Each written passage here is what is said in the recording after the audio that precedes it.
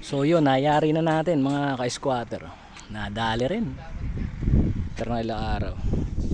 So sa mga nag-aaral dyan kung paano yung setup o yung parang pag-install dapat laging may NEMA 3R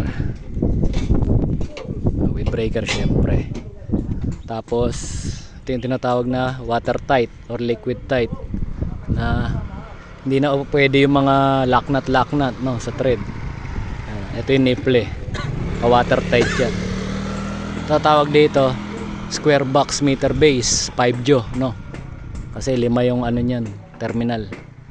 Tapos syempre kailangan pantay, pare-parehas yung distansya ng ating clamp no, para doon aprobado ng Meralco.